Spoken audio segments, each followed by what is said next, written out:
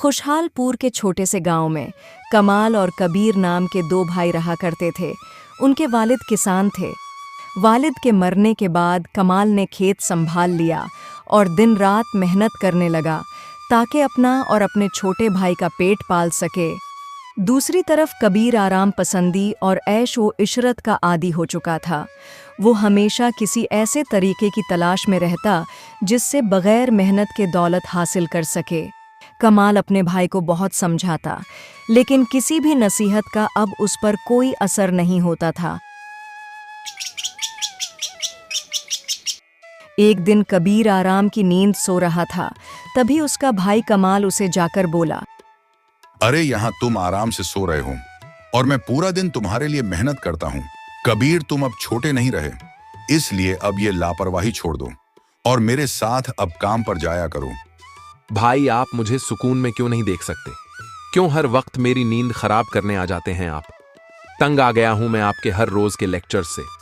1000 दफा मैंने आपको बताया है कि मैं ये खेती बाड़ी वाला छोटा काम कभी नहीं करूंगा। कोई भी काम छोटा या बड़ा नहीं होता। जिसे तुम छोटा काम कह रहे हो, उस काम को एक बार दिल लगाकर करो तो सही, फिर देखना एक दिन तुम अमीर आदमी बन जाओगे। और वैसे भी हमारे बाप दादा खेती बाड़ी का काम ही तो करते थे और आज उनकी इस मेहनत की वजह से ही हम इज्जत की रोटी खा रहे हैं। मेरे शहर वाले दोस्त बहुत अमीर हैं और अगर मैं किसान वाला काम करूंगा तो वो मेरा मजाक उड़ाएंगे। और मैं आपको पहले ही बता चुका हूं, मैं अपना कारोबार ही शुरू करूंगा। मुझे तुम्हारे वो आवारा दोस्त बिल्कुल भी पसंद नहीं।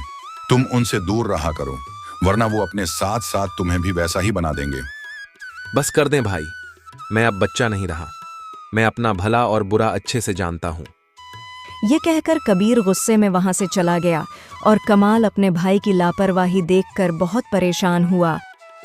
कमाल दिन रात खेती बाड़ी में मसरूफ रहता और वो काफी सालों से पैसे जमा कर रहा था ताकि उन पैसों से नया घर खरीद सके और कबीर को नया कारोबार बनाकर दे सके।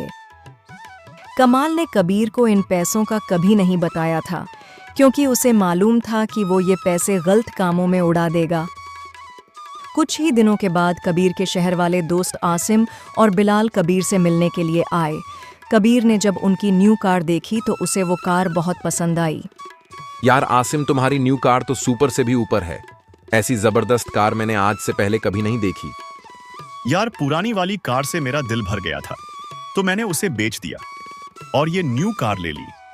इसीलिए तो हम तुमसे मिलने आए हैं ताकि तुम्हें साथ लेकर कहीं घूमने जाएं। तुम लोगों की किस्मत कितनी अच्छी है, जब दिल चाहे कार खरीद लो।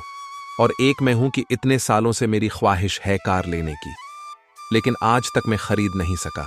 काश मेरी किस्मत भी तुम्हारे जैसी होती। तुम क्यों परेशान होते हो? अपने भाई से जिद करके अपनी कार वाली ख्वाहिश पूरी करवा लो। यार, तुम्हें मालूम तो है मेरे भाई का, मैंने अगर उनसे ऐसी कोई फरमाइश कर दी तो उन्होंने उल्टा मुझे लेक्चर्स देना शुरू कर देने हैं।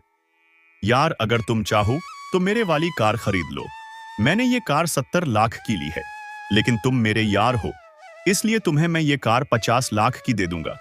मेरी नजर में पैसों की कोई वैल्यू नहीं, दोस्ती की वैल्यू है और मेरे पास बहुत पैसे हैं, इसलिए मैं तो कोई और कार खरीद लूंगा।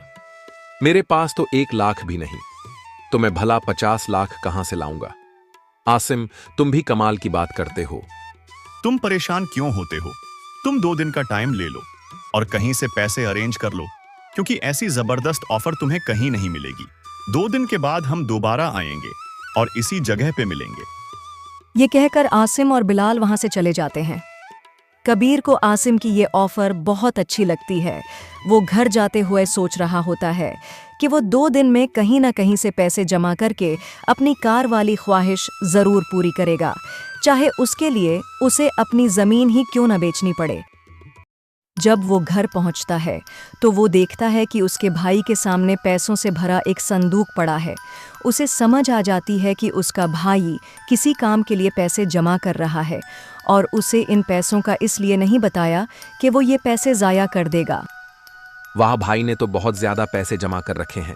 इन पैसों से तो आसानी से मैं कार खरीद सकता हूँ। भाई एक दफा काम पर चले जाएं तो उसके बाद जल्दी से मैं ये पैसे शहर ले जाऊंगा और आसिम से कार खरीद लूंगा।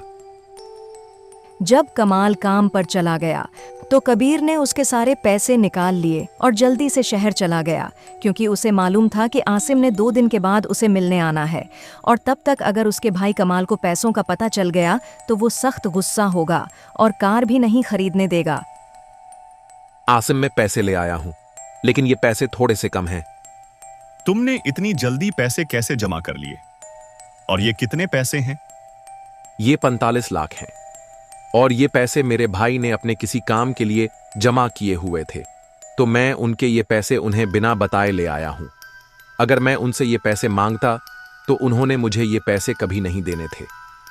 मैंने तो 50 लाख इस कार की कीमत लगाई थी और तुम्हारे पास 5 लाख कम हैं।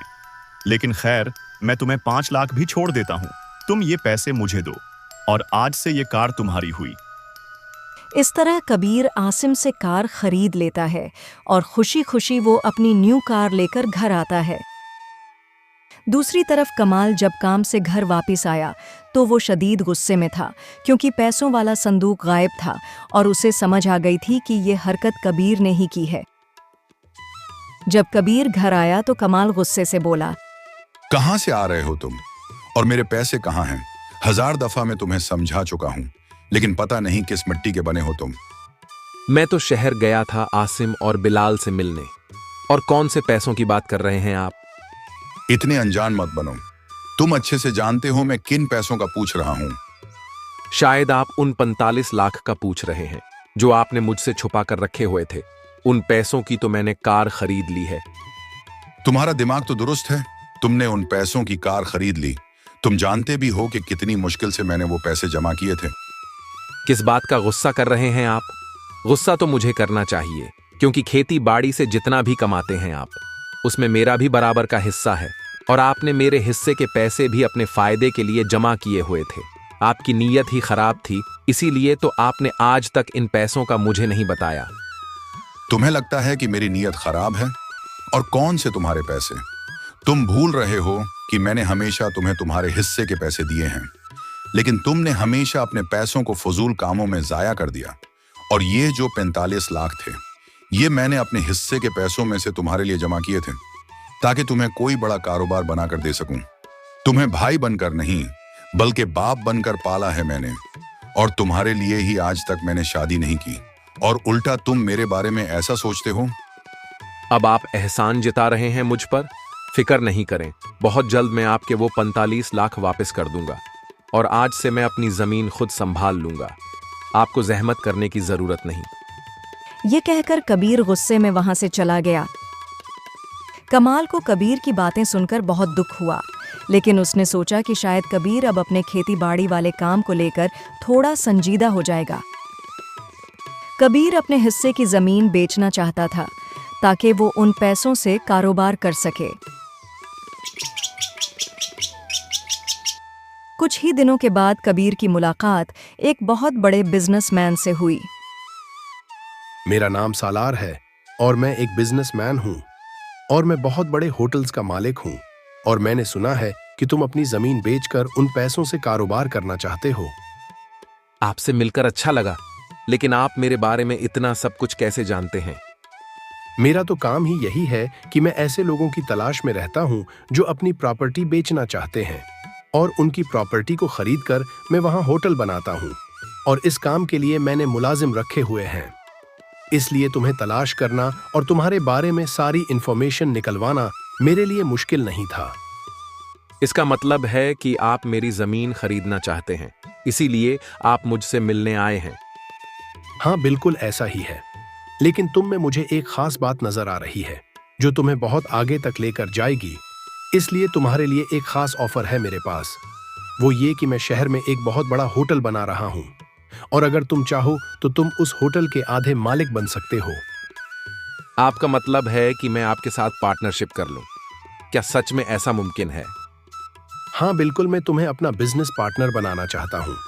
तुमने जमीन बेचकर कारोबार ही तो करना था, तो तुम अपनी जमीन मुझे बेच दो और मेरे शहर वाले होटल में बराबर के हिस्सेदार बन जाओ। इस तरह तुम्हें काम भी नहीं करना पड़ेगा और तुम पैसे भी कमाते रहोगे, और बाद में तुम उन पैसों से बहुत से होटल भी बना सकते हो।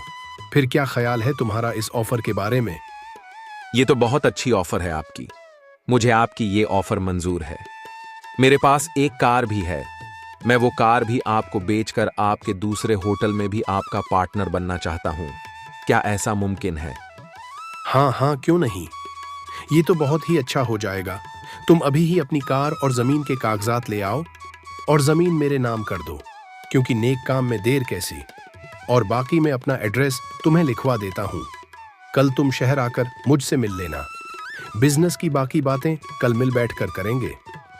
आप यहीं मेरा इंतजार करें। मैं अभी घर जाकर अपनी कार और जमीन के कागजात लेकर आता हूं। कबीर जल्दी से घर जाता है और अपनी कार और घर के कागजात ले आता है और अपनी सारी जमीन सालार के नाम कर देता है और अपनी कार भी सालार को दे देता है।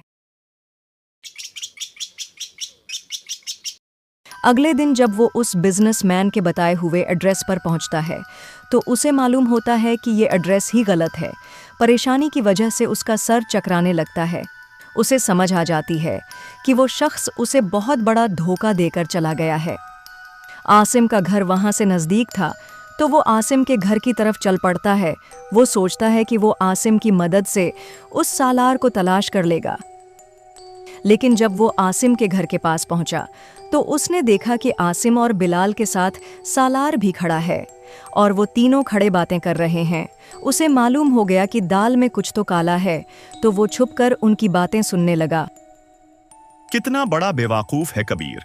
हमने जो सेकंड हैंड कार 30 लाख की ली थी, हमने उसे वो कार 45 लाख की बेच दी और उसे पता भी नहीं चला। और हमने प्लान बनाकर उसकी सारी जमीन भी ले ली और हमारी कार भी हमें वापस मिल गई। कबीर को यकीन ही नहीं था आ रहा कि उसे बर्बाद करने में आसिम और बिलाल का हाथ है। वो उनके सामने आकर गुस्से से बोला, तुम यार नहीं बल्कि आस्तीन के सांप हो। ऐसा कैसे कर सकते हो तुम मेरे साथ? मैंने तुम दोनों पर अंधा एतमाद किया था और बदले में तुमने क्या किया? तुम्हारी बातों से हमें कोई फर्क नहीं पड़ने वाला। तुम समझते थे कि हम शुरू से ही अमीर हैं, जबकि हम तो लोगों को लूट कर अमीर बने हैं और हमारा तो काम ही यही है। और तुम हमारे लिए हमारे यार नहीं बल्कि हमारे लिए एक शिकार थे। चुपचाप मेरी कार और मेरी जमीन वापस कर दो, वरना तुम्हारे लिए अच्छा नहीं होगा। वरना क्या कर लोगे तुम? पुलिस को बुला लोगे। लेकिन तुम्हारे पास क्या सबूत है कि हमने तुम्हारी कार और जमीन ली है? वैसे भी हमने तो तुम्हारी कार और जमीन बेच दी है। तुम अकेले हमारा कुछ नहीं बिगाड़ सकते। अगर तुम्हें अपनी जान प्यारी है तो यहां से चले जाओ, वरना मार मार के तुम्हारा वो हाल करेंगे कि तुम्हारा भाई भी तुम्हारी लाश को नहीं पहचान सकेगा। कबीर खाली हाथ और मायूस होकर घर वापस आया और कमाल को सारी बात बताई। मैंने तुम्हें बहुत समझाया था कि आसिम और बिलाल मुझे आवारा लगते हैं, लेकिन तुमने मेरी एक नहीं सुनी। मैंने लालच में आकर अपना सब कुछ खो दिया। काश मैं आपकी बात मान लेता। मुझे माफ कर दें भाई। कबीर, तुम मेरे भाई हो। अगर तुम गलती कर भी बैठे हो तो इसका यह मतलब नहीं कि मैं तुम्हें अकेला छोड़ दूंगा। मेहनत से ही खुशहाली आती है और मेरा सब कुछ तो तुम्हारा ही है। इसलिए आज से हम दोनों भाई मिलकर काम करेंगे। ये सुनकर कबीर को अपनी गलती का शिद्दत से एहसास हुआ। उस दिन के बाद वो भी कमाल के साथ खेत में काम करने लगा। कुछ ही सालों में उनकी ज़मीन पहले से ज़्यादा जरखेज हो गई और दोनों भाई खुशहाल जिंदगी गुजारने लगे। ये कहानी हमें सिखाती है कि लालच और आसान रास्ते हमेशा नुकसान पहुंचाते हैं, जबकि मेहनत, ईमानदारी और भाईचारा ही असल कामयाबी की कुंजी हैं। वीडियो पसंद आए तो लाइक करें और चैनल पे न्यू हैं तो चैनल को सब्सक्राइब करें।